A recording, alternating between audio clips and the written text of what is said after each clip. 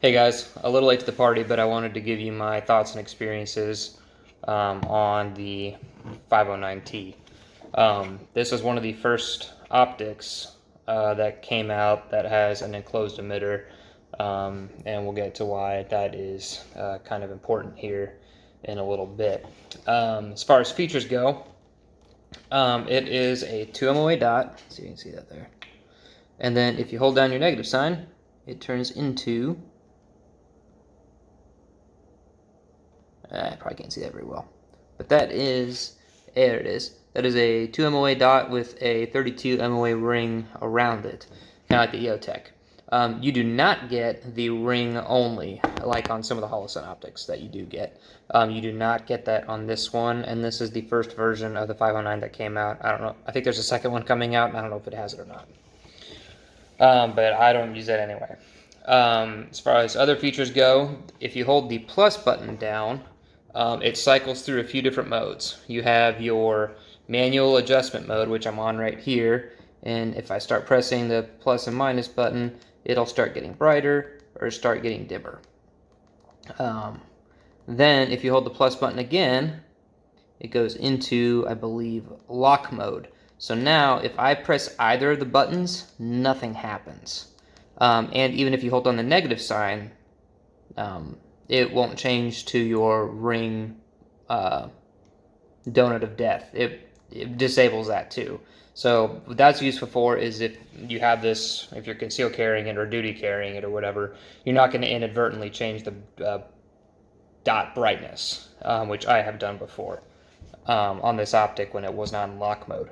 And then if you hold that button again, the plus button, you go into manual adjustment mode, or not manual adjustment, you go into automatic adjustment, which the solar cell on the top here, I believe this is what does it, adjusts for daylight, which I have found to not be very awesome. It tends to be too dim no matter what lighting setting I have it in, so I almost never use that. I always just put it on lock mode on whatever brightness setting I find best, and for me that is 1 down from the highest, and then I lock it in. So as far as enclosed emitters, why would you want an enclosed emitter?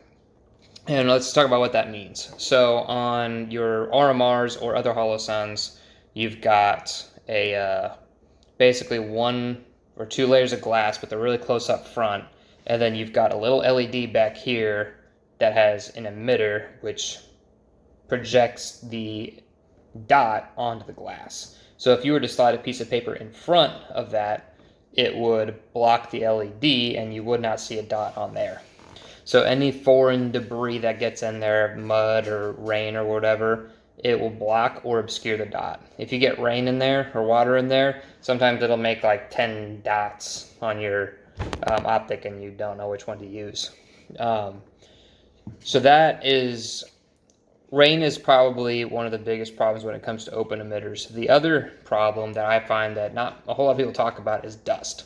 If you get dust on the inside of an RMR or a Delta Point Pro, your little 2 MOA dot or whatever it is turns into this gigantic sea of red. And the longer you have the optic, the worse it gets. I had to send a Delta Point Pro back a couple times for them to clean the emitter because I couldn't, an air duster wouldn't work, the Q-tip could not get in there. So I had to send it back and have them clean it, and I got it back. After wearing it for a while, dust got in there, and then there was a sea of red over and over again. So that reason alone was enough for me to want to go to an enclosed emitter. And the an open emitter offers no advantages over an enclosed emitter. These are the future. Now that we're starting to make designs like these, the open emitters eventually will go away, in my opinion. The RMR will hang out for a long time just because it was the first to the party. But I think once people get on board with these, they're going to realize that these are better. Now the Holosun open emitters, like the 507C and the 407C, they have a layer of glass in front of the emitter that you can practically touch with your finger. So you can take a Q-tip and wipe those away and no problem. So those are a little bit better than your RMR and Delta Point Pro emitter setups. Mounting. A lot of people ask about the mounting of this guy. So it is a set screw that you can see there. It is not a RMR footprint optic, because you can't do that, because RMR has screws that go down, and since this is one big closed emitter, you can't just run screws through the inside of your optic. So it has to be a different mounting method. And it's not the same as the Acro either. The Acro is much longer, so that wouldn't work out. So it's its own proprietary mount, and it comes with an adapter plate that will adapt from an RMR footprint to the 509T footprint.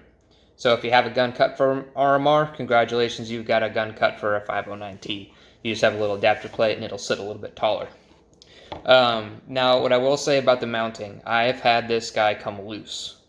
And so I've heard of other people's 509Ts coming loose secondhand, and those secondhand people have told me that they torqued it down properly. Me, I do not have a torque wrench thing. I just tightened it down until it felt tight stat.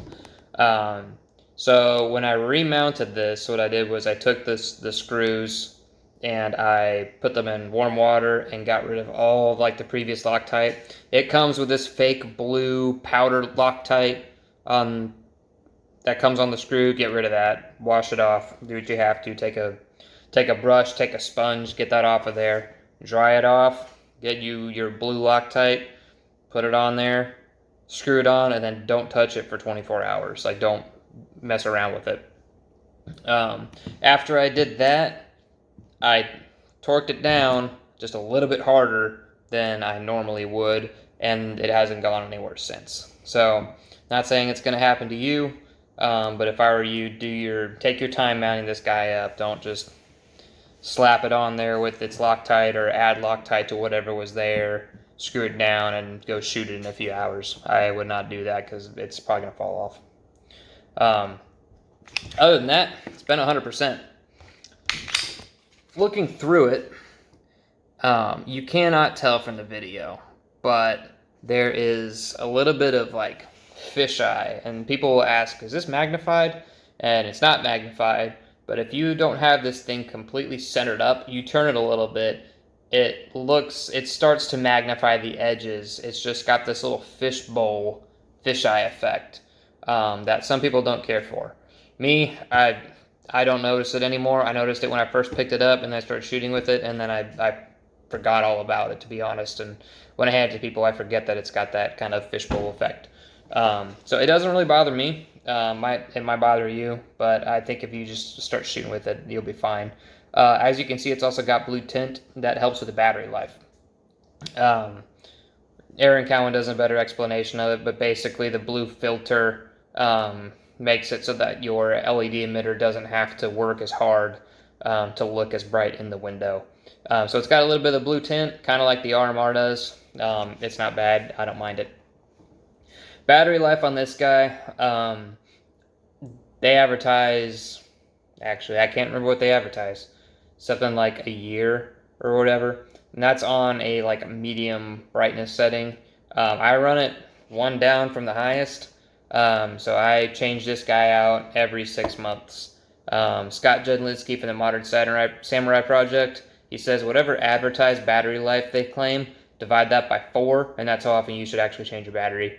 And I tend to agree with that, because the advertised is never true, and they always advertise it on, like, half the brightness of whatever you would actually use in real life. So I change it every 6 months, and that's been fine. You could, I guess if you divide it by 4, you can change it every 3. I think they advertise 1 year, if not 2 years. I can't remember. Anyway, I change it every 6 months, and it's fine. I think one time I went a little bit past 6 months, and it started to dim down on me. Don't trust the battery that comes with it. It's some Chinese battery. I'm not sure why they ship with them, but take the battery it comes with, throw it away, and get, like, a Sony Energizer or a Duracell, and you'll be fine. I think I'm running Energizers because that's what my local Walmart had.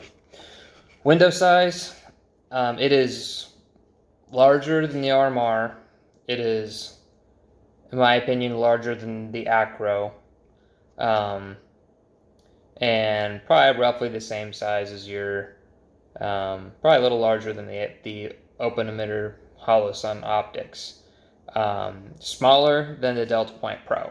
So I think it's, I like a bigger window, don't get me wrong, but this is kind of a good size for a pistol optic. Delta Point Pro is a little large, although I do love looking through that window because it is huge and generous.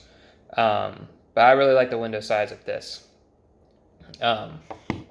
So anyway, those are my thoughts. It shoots like any other pistol red dot optic, so nothing fancy when it comes to shooting or whatever. But I like the features of it. I don't think anyone right now is doing pistol red dot optics better than Holosun.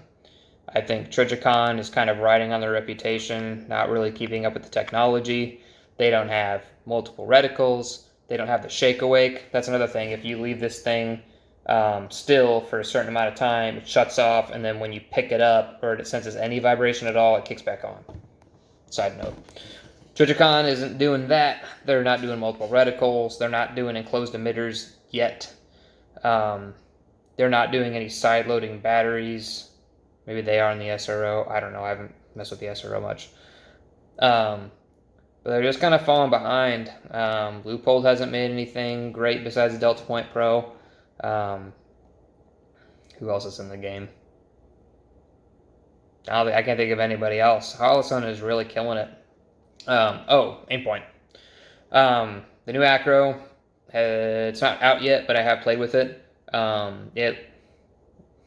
Aesthetically, it looks cooler than the old Acro. I think the window size looks a little bit larger than the original Acro, but it's kind of it's the same size. But it doesn't do anything better than this does, other than have a little bit of clearer glass. So until someone makes something better than this, like, I'm genuinely disinterested in every other optic because this thing has been killing it. If someone asks me what red dot optic should I get, this is the one that I recommend. I don't see any reason to go away from it, and plus, it looks cool as hell. Anyway, if you got any questions, throw them in the comments. I'm generally pretty responsive with those. Just try to make a complete and coherent sentence. Thanks.